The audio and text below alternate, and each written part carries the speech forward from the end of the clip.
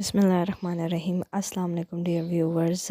आज के इस वीडियो में आप देखेंगे कि इस भाई ने सवाल बहुत ही इंटरेस्टिंग किया है कि कज़न मैरिजेस जो कि अलाउड हैं इस्लाम में, लेकिन हम देखते हैं कि जो कज़न मैरिजेस होती हैं उसमें ज़्यादातर एबनॉर्मलिटी बच्चों में एबनॉर्मलिटीज़ आना शुरू हो जाती हैं। ये चीज़ ट्रू है और इसके जवाब में डॉक्टर ज़ाकिर नाइक ने इनको फिर बड़ा अच्छा एक आंसर दिया है जो कि अभी अभी हम वीडियो में देखेंगे। उसके अलावा उनका एक सवाल ये भी था कि जबकि मीट जो है वो इस्लाम में अलाउड है, लेकिन जो मीट खाना, लेकिन क्योंकि ये किसी चीज़ के कोई पेशेंट हो उसको अलाउड ना हो मीट, तो फिर वो क्यों, यानी कि अगर वो बेनिफिट देता है तो why it is not allowed for that person.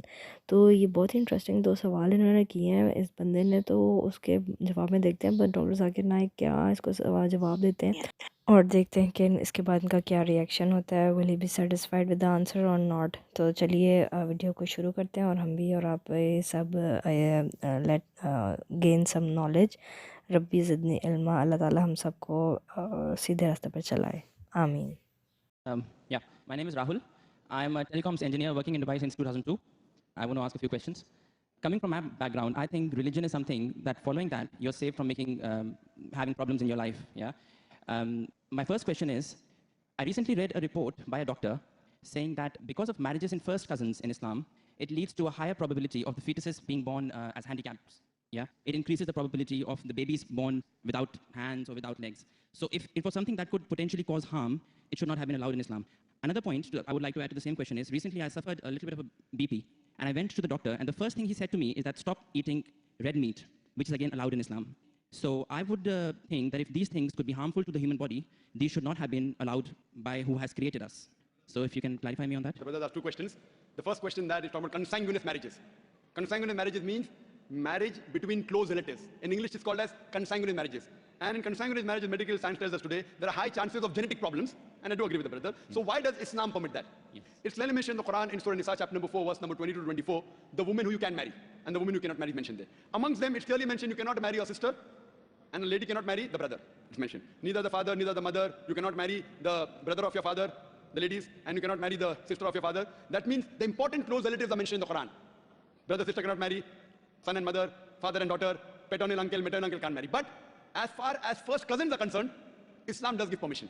Now, as far as consanguineous marriages are concerned, the maximum problem comes when you marry your direct blood brother and sister. Consanguineous marriage. Even if you marry your direct father, daughter, mother and son, or your uncle, the chances are also there if you marry your first cousin, but negligible, very negligible. So No, Islam... that's not what the report said. The report said that because of marriages in first cousins, not your brothers and sisters, it leads to this problem. It was published in Gulf News as well, actually. Brother, let me complete. Even I'm a doctor. Okay. Right? Even I'm a medical doctor. Yeah. It means medical doctor, that doctor. Yeah. The chances in direct relatives are very high. Yeah. If a sister and brother marry, the chances are very high. Yeah. If a father and daughter are very high. You have read only one report, you haven't read the other report. Yeah. So you only read Gulf News, I read medical books. So Gulf News is better or medical books is, brother? Right, so your point is marrying in first cousins, the chances of getting problem is negligible. As compared to brother and sister. As compared to. But still there is a... Brother, will you let me complete my answer? Sorry, yeah, please. So you have more faith in Gulf News? No, not really. I'm here to find the truth. That's right.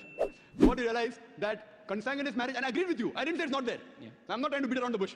But compared, it is negligible compared to direct blood brother and sister. Now, I do agree that there are medical genetic problems in various ways. But this report is there when you have continuously generation after generation. And our beloved Prophet, the Dr. Ahmad Sakari says, the Prophet said, do not marry against first cousins generation after generation. If you do it once or twice, it is no problem. Yet, even if you marry not cousins also, you can get a problem. Do you know that? Yeah. So that doesn't mean that you stop marriage only. Right, so there is a hadith which says do not do it generation after generation. Yes, but otherwise, generally there's no problem. Right. Fine? Okay. So coming to your second question. Yeah. You went to a doctor and you said you had high BP. Yes. Doctor said you have red meat. Yes. So why does Islam allow red meat? Yes. You know, my friend went to a doctor and doctor said you have diabetes, don't have sugar.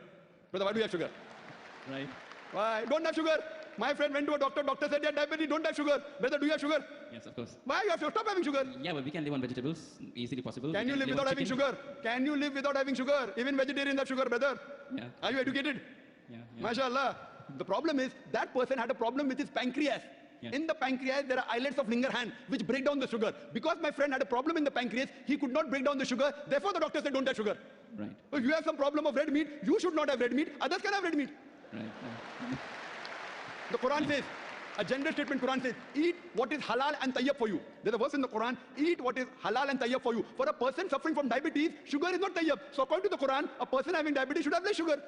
It's a general statement. Eat what is halal and tayyib for you. That means certain things which is good for others may not be good for you. But there are certain things which are bad for everyone. Alcohol. Alcohol is bad for everyone. It is prohibited for everyone. Pork is bad for everyone. Therefore, pork has been prohibited for everyone. What do you realize? Certain food, because of the way your metabolism is made, because it's a problem for you, doesn't mean that everyone should abstain from it. Hope that answers the question.